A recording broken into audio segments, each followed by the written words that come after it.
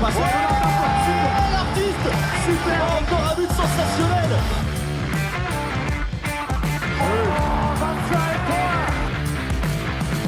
That's a brilliant bit of follow-up play by Mahe. Oh my goodness me, what a shot. Sagosen setter det hen! Han setter den! De i semifinale igjen! It's a time of year where injuries make or break a season. We've seen how Barcelona have struggled without Pérez de Vargas. We've seen how a team like Nantes, driven by Aymeric Mien, lost the French title, but have come back and revived on his return to make the Final Four in the Champions League. And the Handball Hour is no different. As our enigmatic leader, founder of the podcast, Chris O'Reilly, goes down with a major injury coming into the crunch time of the season. It's Alex Kulish here, joined by a downtrodden Chris O'Reilly. How are you doing? Downtrodden, but not out, Alex. And unlike star and elite athletes, my injury is probably going to create more time for the podcast. So look out, handball world. My contributions are likely to be stronger off the court than they ever were on the court. But yes, on Saturday evening, I was struck down while contributing to the foremost Irish beach handball club, Boys in Green, on the way to a second consecutive victory in the consolation round of the Yarrow Cup. Jumping in from the right wing, I felt a lovely kick to the back of my heel and fell to the ground in dramatic fashion, thinking I was going to win a penalty. Unfortunately, there was nobody there, and the dramatic kick was my Achilles tendon snapping in two.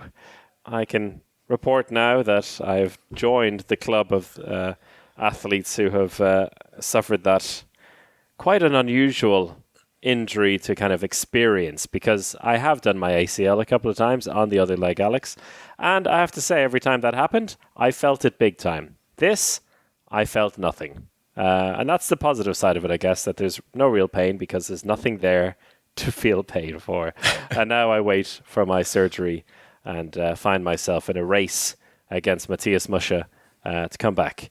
But unlike Magdeburg, who have signed Sebastian Barthold on the left wing for next season, quite happy to say we neither have the budget nor will we need to sign a replacement for me for next season. I will continue on. I'll put a brave face on and continue to podcast. It's tough. It's tough, Chris. Long career adds to the list of injuries you've had. I know. It's been a tough while. one. And it's been a while. And beach handball of all sports, just after you're having a stormer as well. I was having a stormer. Yarrow Cup. Having a stormer at the Yarrow Cup, and then it was cut short. But yeah, now the big question on everyone's lips: will my international sporting career go into a third decade? I'll say the chances at the moment are low. But I blame let's see the how running, I feel in Chris. a year.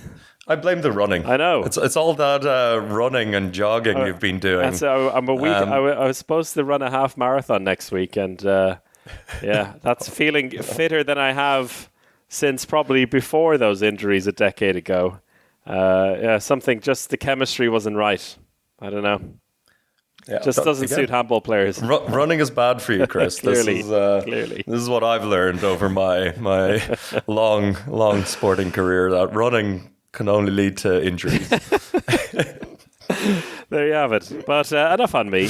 Let's move on to the handball. And we left you last week with the promise of more Final Four talk, and that's been delayed a little bit due to my trips to the hospital. But we do have the Final Fours now set in stone.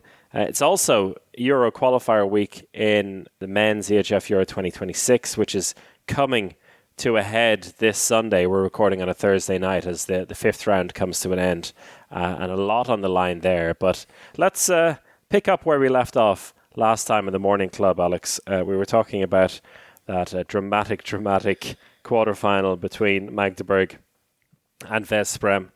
We said there were kind of omens and vibes, the feeling of the 2023 Magdeburg coming into their peak at the right time and meandering their way towards the Final Four. Well, another omen there is their semi-final draw against Barca, the team they faced in 2023 on their way to the title. A Barca coming into this probably in the strangest form they have in like the modern era. The worst form they've ever had, I would say.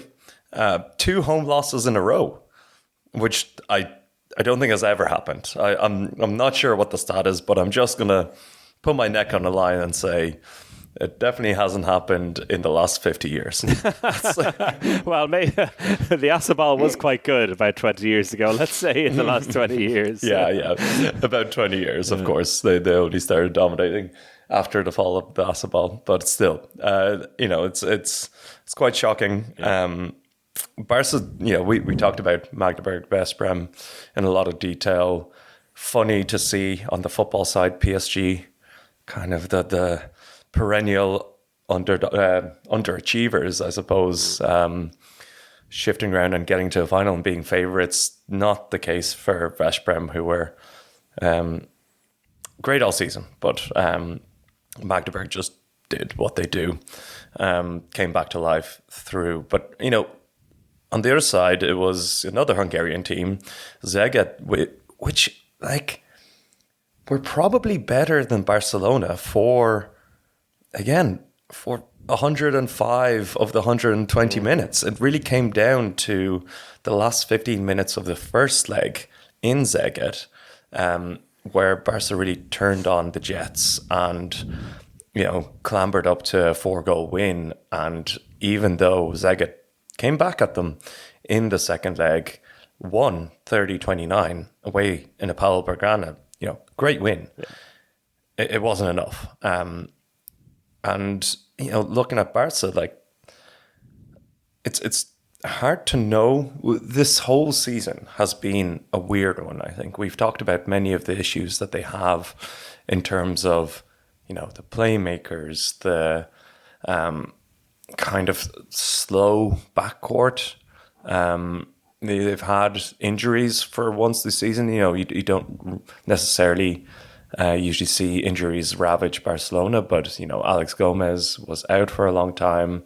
Pérez de Vargas' injury proving to be quite costly, even though Vincent Gerard saved the day, came up trumps in that second leg. He doesn't like semi-finals, but he sure likes quarterfinals, it seems. Big game player, kind of medium to high game player, Vincent Gerard. It's hard to put a finger on where the issues are here. Really, I mean one of the kind of main comparisons you can kind of make is that is the line player position maybe in the attack and how that interacts with the center block as well, because they've got you probably say their strongest center block has got no line players in there, of Thiagos Petras and Jonathan Karlsbergard, who then one of them has to come off, the other one has to go into left back. Luis Frade, I think for the most part has been quite impressive, but wasn't fantastic, wasn't putting up the numbers in that second leg that they needed from him. You wonder if that is enough of a difference. And the playmaker issue, which I think we've talked about a lot this season, not fixing itself, but you do have Domen Makrits now taking a role again. Yeah, he had 5 goals, 100% shooting, 3 assists in that game, and really drove Barca forward, or kind of found solutions at critical times, it is great to see, to have him back. Is it just Emil Nielsen is not in good form? Is that the only difference that we're seeing of this Barca team over the last 2 years? Because evidently Emil Nielsen, after the World Championship, has kind of been a shell of himself. And I think it's understandable. I think, Emil Nielsen has been on an incredible run. That whole Danish team, and Emil Nielsen getting to the Champions League Final Four every year as well, those extra games, they've all really stacked up. And we've seen Thomas Arnoldson again taking a mental health break to get over it. It's just that stress and strain. And it's Emiliano also had to rush back from an injury because Barca didn't have any alternative goalkeeper for a period. And, when looking at last season, I think we spoke many times about how Emiliano Nielsen has just shut out different teams and was the reason constantly how Barca, despite having many of the same issues as we talked about this year, were able to get the victories on the way to that Champions League title. Maybe that's it. Maybe that is the difference. Indeed, he has been extraordinary for a year and a half. If we think back to basically all of last season for Barca, how crucial he was, the Olympics, the World Championship. He is the only player to kind of hold all those three titles.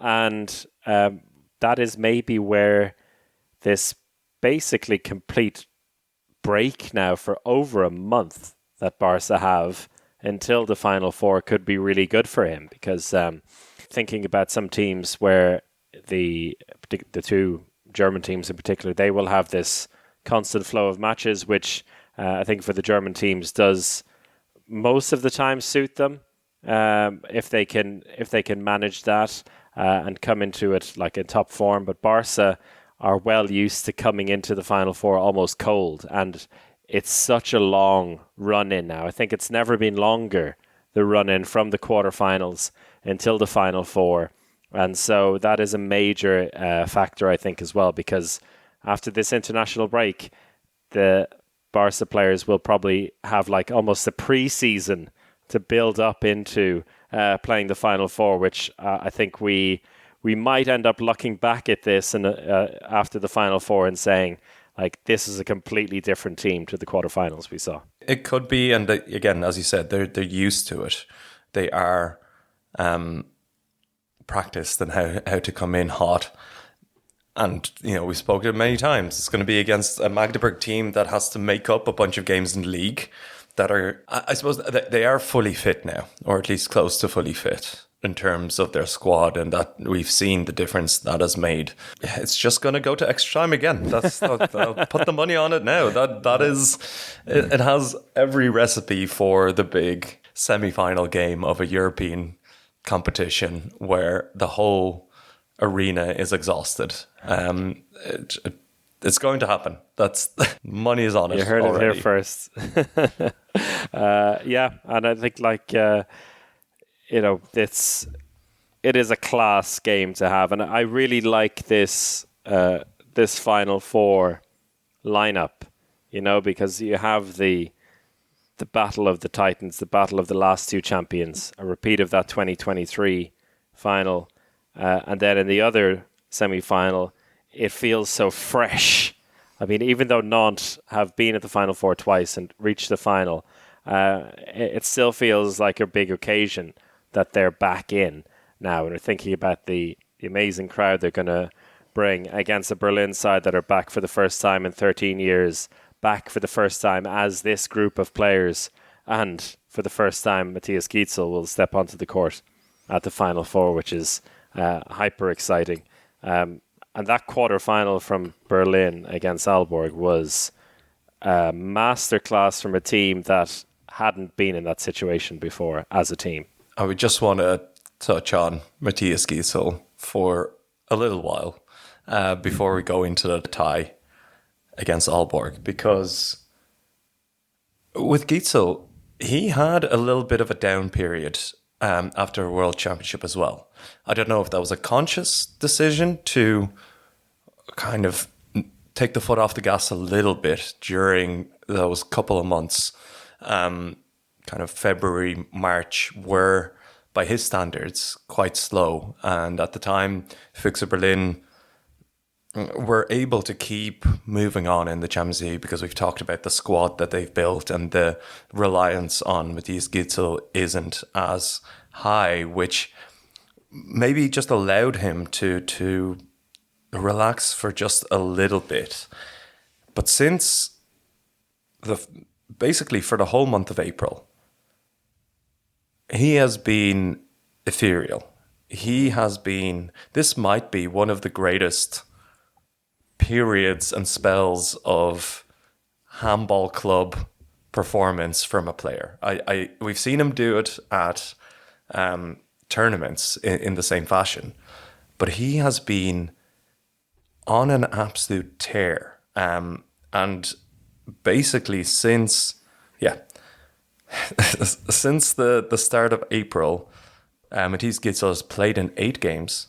He's averaged 9.3 goals in those games, almost 6 assists at an 80% shooting percentage. And in that period, they've beaten Kiel, Hannover Bergdorf, Kielce, Aalborg twice.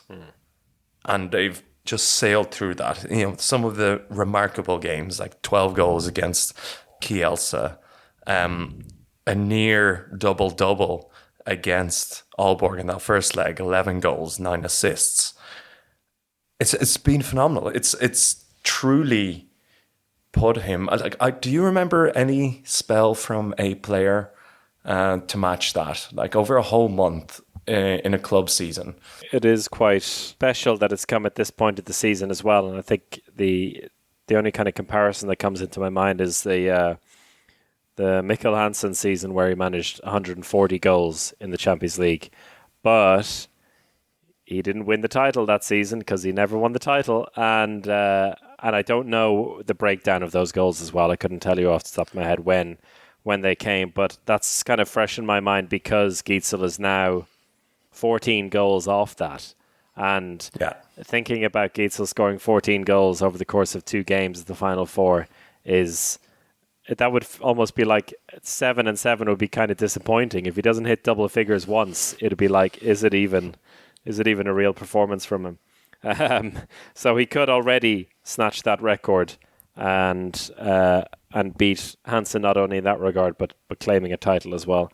No, I think it's truly special, and I do think back to, you know, how even in the course of these knockout rounds, there were times where he was kind of kept under wraps a little bit, like the away leg against Kielce. It was Lasse Andersson who drove the team. I think he scored like 11 goals in that first leg, and Gitzel was on 3.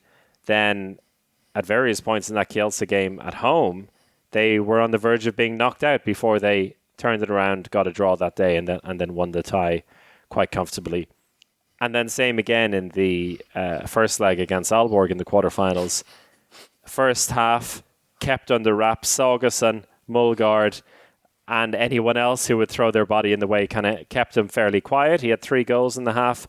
But then at the start of that second half, he just completely tore them apart. And then just kept doing that same move over and over again where he dropped the shoulder, ducked around the defence, going the long way around and spinning the ball past the keeper against Nicholas Landin, no less, over and over again to come up with that 11-goal game and 9 assists. It's not even a case of him like padding the stats as well. Like he stepped up for that team when they truly needed him over both of those quarterfinal games. In addition, again, the whole Berlin team is playing at a phenomenal level right now. They look truly like they've taken it to a new level, which I really didn't think that they had it in them, like coming from last season. I remember talking to Sasha at the end and being like, this was their chance. This was their year. They're going to regret not taking advantage and winning Bundesliga season because other teams are getting stronger, whatever. And this year they've taken it to a new level. They're top of Bundesliga in the Final Four of the Champions League, and it's looking like a historic season for them. And at this stage, I just can't bet against Gitzel at all. Yeah. Like it would be foolish to do so. And all being led by a 31-year-old coach in Johan Sievert. How ridiculous is that? That's crazy. Which is something I quite liked. Kind of a subtext to that quarterfinal tie was the 2 coaches who kind of gave up the game playing early and focused on their coaching. So that was an interesting little bit about it. But you know, Berlin have been phenomenal in like the exceptional players, and in that I'm thinking like Marcinich on the line. He's also had some massive games in both the league and Champions League now. Milosavljev in goal. is just, even if he doesn't always play at the very, very best, he's this presence. And, coming back onto the court in that first leg against Aalborg, shut them down. And then you have the two Danish boys in the middle, and then everyone else is just playing their role almost to perfection. And like Fabian Vida is a beautiful example of this. A guy who, has been the star of this team at some point over the years. He's only 31 as well. Like it's not like he's, coming to, in fact, he's still kind of on his way back, I think, from injury to finding his way. But he's such a role player. Like he would play in the left wing if he needed to. It's extraordinary. And I think there's players like him, like Lucas Herberger in defense, Mathis Langhoff as well, who comes in and just like gives Anderson a break. Guys who know their role. They don't overplay their hand. They know how brilliant the four brilliant players are in the team, and then they let them kind of do the magic. And that almost feels a little bit harsh when you think of like Niels Lichtlein. He's doing fantastically in the centre. You have Tim Freihofer on the left wing, even Vestov Tigum in the right wing. They're on their own really, really high level players, but they know they're just like plugging in their thing so they can allow the big four to work their magic. A few thoughts on Aalborg. What's going on? It's a bit of a weird one, right? It is. Aalborg, who had the rise, then they went for the big signings, and Hansen and Landin. That didn't really work out. They regrouped a little bit with just a wide squad of very good players, like the likes of Alex Fla. They brought in Miguel Martins. Both of those signings really didn't work out. Both are basically out of the club for different reasons. They put a lot of belief in, I think, Thomas Arnoldson, who, again, as I mentioned, kind of continues to struggle with the handball calendar and the load that it brings. So with that there, I don't think for Aalborg at least, he hasn't had a full season where he's hitting the stride. It feels like it constantly kind of gets cut short. Mats Hoxer injured quite a lot of this season. And then they brought in Sagerson to give them a spark, like Sander Sagerson. And not much from him. Just the same kind of slightly underwhelming Sagerson is what they get. And it feels like this club, which is, growing as a club, it's very successful. They have the money, the resources, but they just can't really figure it out. It seems like a real mess now. We're talking like Veszprem style mess. No, okay, hold your horses there. Let's look at the last 5 seasons, Alex. Right? The 2020-21, they got to the final. Nobody expected it. Final, fantastic. The following season, lost in the quarterfinals to Veszprem. Fair enough. It happens. You lose the quarterfinals. The fact that they were in the Final Four the year before was amazing. 22-23, they lost in the playoffs against GOG, which I think is like buried now in their memories. And then a season later, into the final again. Last season, losing to Barca. Quarterfinals, I think, is not like getting knocked out at this stage is not a disaster. If you're thinking like Jan Larsen, the director of the club, big picture, he's thinking about not this season, not next season. He's talking about when they have their 12,000 seater arena, and that it's all about kind of sustainability for the club there. 2 finals in the last 5 seasons, plus 2 quarterfinals. If you gave that to anyone except for Barca, they would probably happily take it. They bite your hand off, Alex, for it. Veszprem would bite your hand off for that. The fact that we're talking about Aalborg here, who 4 seasons ago we were like minds blown that they even got to the Final Four. I think it's okay. Stefan Madsen is the problem. He's not there anymore. I think that's the main thing, because he masterminded this whole thing, and then he had the knockbacks of like losing quarterfinals, losing playoffs, and still managed to bring them back to the final last season. And I think they're certainly not in a bad situation with Seaman Dale as the head coach, but he took over in mid-season. Like, let's blame Mike Makula for all of this. Like, that's where they've kind of, the identity is not That quite was their there. mistake. That was the mistake. That was... And they admitted that. Like, that's why they got rid of him so early in the season. So I think they've been playing catch-up ever since then. Next season, a couple of players coming in particular Yuri Knorr, which is super exciting. Yuri Knorr's big adventure abroad, moving a couple hours up the north. And Alexander Blon's coming in the left wing, like, you know, a really, I think, someone who can kind of take his next step in his career. But besides that, there's not, you know, too much else changing in there. It's kind of like, and Patrick Helland coming in at right back, who I think is a really exciting player from Elverum, the Norwegian. So just kind of bringing in a little bit more, maybe stable magic, if you know what I mean. It's not like a bit of a wild card like Martins and Vla. Vla was very good last season, by the way. I think we can't forget that. But yeah, I would put it down to the kind of instability that the second half of 2024 brought. You know, Stefan Madsen leaving, the gamble with Mike Makula, and then that not quite working out. Since then, they've been trying to play catch up a little bit. And unfortunately for them, despite coming in second place in the tougher of the two groups, their reward was to face Matthias Giesel, which, you know, if you'd given them Sporting or Nantes, I think they would have probably worked their way around that. You're not wrong, but at the same time, I think very soon we're going to be looking at Aalborg from a very different prism. That it's, you did say, 4 years ago, they arrived on the scene. They shocked the world by getting to that final. But since then, they've spent a lot of money. Oh, yeah. Signed some fantastic players, big players on big contracts. They're not dissimilar to, PSG and Veszprém in terms of spending power. Teams who also did not reach the Final Four.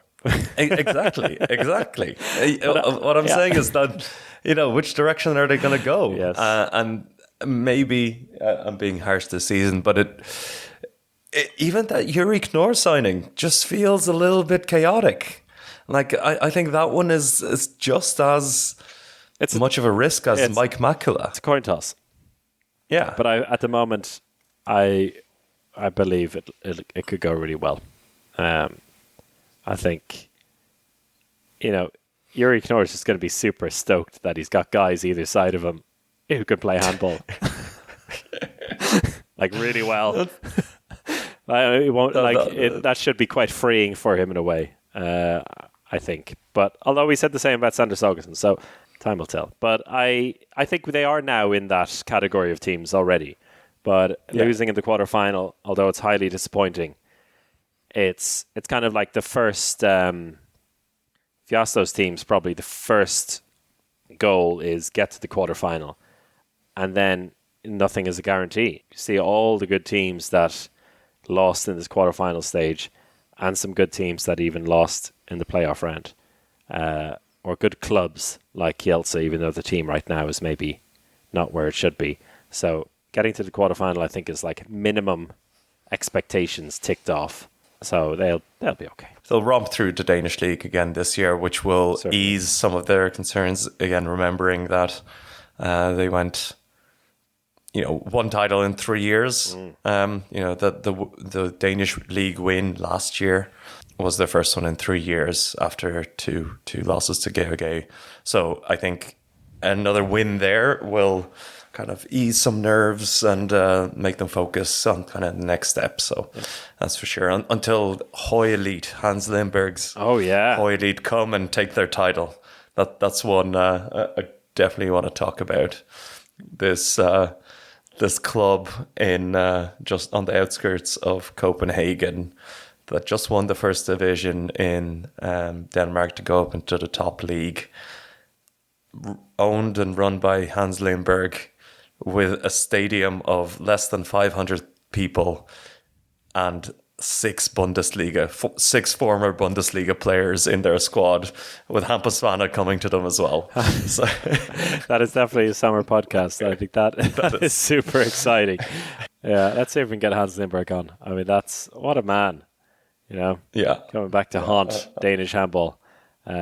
According to their English Wikipedia site, a capacity of 200. 200, yes. 200. It's so funny. You have like Linus Arneson, who like, you know, Swedish international, going there and playing in literally the same size hall as I played in Denmark. Like, oh God, love it. I touched on Nantes and Sporting there. That was a fun quarterfinal tie. But Alex, I'm a big fan of both of these clubs. We're perennially big fans of Portuguese handball over the years, but I have a big soft spot for Nantes, so I was really torn. I was really torn during this 120 minutes, to the point where I'm just like, I was really happy for Nantes that they managed to pull it off, but like, it felt like it was Sporting's turn to do it, to qualify.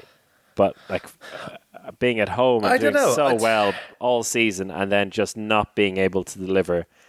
Like, I mean, storyline, it was their time, but like, in actual handball terms, Nantes fully deserved it. It was time. It was the time for Sporting to take their knocks. Like, they've shot up to the top of world handball and impressed everyone, but it's different gravy at the top of the Champions League when, you know, top clubs like the likes of Veszprem and PSG consistently don't make the Final Four. It just shows the kind of the experience that's needed. The good thing is with the Sporting team, it really feels like it's not going anywhere for a little while. So this is kind of a learning for them, how to basically get knocked back and come back again. And like over the tie, you know, what do you think was the difference between the two teams? I think it was that experience you mentioned there with Nantes. They had managed to get the bulk of those players back in. You know, even had Rokovnicek make a comeback, and I was like, oh yes, he's still there, he's still going. But Aymeric Meen, that was massive. Like that he came back just in time for that quarterfinal, and he had an immediate impact in the first leg. And then you have the experience of Ivan Pesic in there, you know, and players who do know how to navigate international tournaments like on the regular. Because Sporting have some players, you know, they got to a semi-final, Portugal of the World Championship this year, but it's a difference between breaking through for the first time and breaking through over and over again and knowing how to deal with these kind of games. And I think that's where Nantes had the edge, and it really showed with the away performance, because I was not expecting them to hold on to that lead after the first leg, that 1-goal lead. But yeah, they have a bunch of real fighters in there, and Mean, Boss, Brie, even Shuichi Yoshida popping up in the attack as well as defense, the star, the pride of Japan. And yeah, I think it was that little bit more robustness in a nervy quarterfinal tie.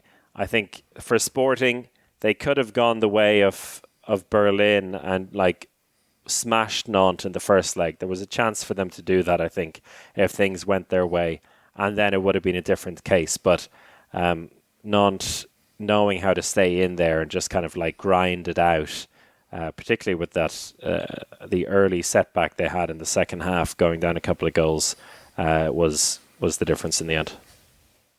Yeah, and I think you mentioned Aymeric Meen, of course. I think he may, you know, if there was an overall club MVP when you count in your Champions League and your league games and you try to compare players, Matisse Guizot would of course be miles ahead of everyone, but I think Aymeric Meen would be leading the pack. Yeah. He's really been just enigmatic for Nantes, really the driver, and you just saw how much they depend on him in that tie. But I think what Nantes did last summer in getting back Nicolas Tournat was pretty genius and a real reason why they're back to the top, because they for a while struggled with that position. Really very blunt in attack with the likes of Thio Manar and Ruben Marchand, and some solidity in defence, but it was just missing a knife edge. And Nicolas Tournat has come in and just really dominated. He got 6 goals in that second leg, a lot of them crucial, a few penalties on top of that. He's a dominant force. And when you have it's a real offensive star for them in that line position. And when you have kind of a spread of talent across the squad, it's not the big names. It's really nice to have that option to kind of get the ball to the big guy on the line who took advantage. And on the other side, when you compare line players, that was crucial. Edney Silva is okay. Yeah, but he was found wanting against Pesic on a few occasions. Like, there were some real important point blank saves that Pesic made against Silva, and it felt like in that second leg, and it is a very kind of Costa way about it. They're going to score, they're going to create goals for the team two ways: either through their pure speed and they're just going to tear teams apart, or when things get tough, they battle and they scrap and they go over and over again. They take hits, they win penalties, they know how to find a way around eventually. But then if somebody then misses the shot that they create, either on the wing or the penalty or the line, it's just so deflating for them. And this had a real feel for me of that quarter-final that Portugal played against Germany, whereas in the World Championship, because it was a very similar situation, but they were scoring those goals against Germany and staying in the game, whereas in the last quarter against Nantes, they were being denied, and that Nantes down the other end made it look relatively easy to find the goals. And I think that has a major impact as well. So, yeah, Nantes deserved winners over the course of the two legs, and it'll be great to have the brass band back in the Lanxess Arena. That's it. Adding a bit of colour. Yeah, it would have been interesting what fans Sporting would have brought. It would have been a completely new team in the Final Four, which would have been exciting. Yeah. But we know what Nantes are, and we absolutely love them. How much of a chance do they have against Füchse Berlin? I think it's closer than it may look on paper. Yeah. I think this is maybe a 55-45 split towards Füchse Berlin, and that's just Matthias Giesel. But Nantes are experienced. They have been at this stage, and can they match the speed of Füchse Berlin? I'm not sure, but can they slow them down? That might be the route to go. Final Four matches are, particularly semi-finals, are interesting beasts in their own way, because it can go, depending on which team can kind of force their style of play, it can go really, really slow early doors, or it can go like full speed, both teams going in and scoring 7 goals each in the first 5 minutes, which I think will suit Berlin if it goes that way. It is almost like a battle of will in that case. And those games are meant to be close. This lineup for the Final Four is really good for that, because you have a team in Berlin that you fancy could beat either of the other two teams if they get through, but they have this really, really difficult challenge to get through first to even get there, and there's no guarantee of it. So I think it's that one is set up really nicely, but I think that 55-45 in favour of Berlin at the moment is a fair call. We have a good month though of matches and injuries and comebacks and who knows what to happen before then that may, and form dipping or improving and spiking until that point. So that could also have have an impact. So yeah, I like it. And a good Final Four, good pair of matches. We won't get into. I know there was a good bit of chat in the Discord about the format of the Champions League and how a lot of people weren't too happy with it. It does feel like it gets a little bit lost, and then we just have a break for a while. Yes, I think we've talked about it plenty in the past. I will always say that we need more knockout games because that's the best you can get in handball. Like the passion of these quarterfinals, you could have just kept going. And if we had best of three, there would be a couple of matches coming up. Szeged would have, they would have taken that match to a third leg in Barcelona. Or, there's more of that would help. It's strange how a team that wins the group like Barcelona plays a lot of group games, has no playoff game, plays two massive games, waits for a month, plays two massive games. That's a strange way to set up a tournament. I don't think it benefits the clubs, the fans, the teams, really. Well, it probably benefits the teams to be able to continue to win, but yeah, I'll leave it at that. I do think the Champions League probably needs a change, and that change is that it needs more knockout games. There could be some kind of change coming, I think. There was a kind of future of club handball conference last month, I believe, that the HF held, and also quite an interesting interview that Zika Bogdanovic did on Handball Planet with Michael Wieder, the HF president, where he also talked about the kind of future of the Champions League, talking about expansion. I think mainly the potential expansion to 24 teams, but that would then suggest there is some kind of shake-up to happen.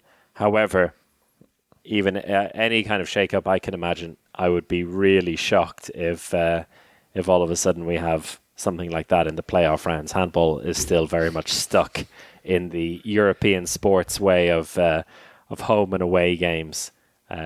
Although we are seeing in other leagues that the best out of 3, best out of 5 is taking its hold. In Germany, in the women's side, Scandinavian countries, it's not unusual in handball. So maybe I'm wrong. Maybe there's going to be something amazing that happens there all of a sudden. I do think expansion is good, and I think it should go to the kind of the bigger leagues. Like, there's no reason why Germany doesn't have another team in it, that France doesn't have another team. I think it should go in that direction for sure. Yeah. And you mentioned that the leagues are going into these kind of playoff rounds, and I think that's actually one of the issues. Like, the leagues should just stay leagues. Yeah. And then you have the Champions League. Champions League be the playoffs. Yeah.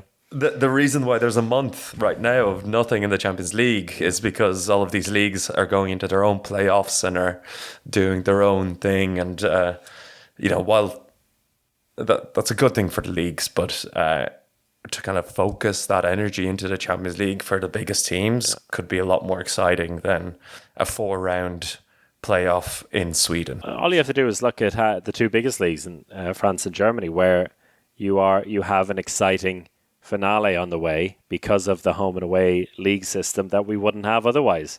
I mean, imagine this amazing run in the Bundesliga not counting for anything because all it will decide is whoever gets the better seeding in the playoffs to come. That would be quite disappointing in the end. The league's trying to squeeze money out because when you have Szeged and Veszprem or Kielce and Plock dominating for a whole season, it only comes down to them, and they just want to get a couple more games, pack arenas, which is just, it's a little bit unnecessary.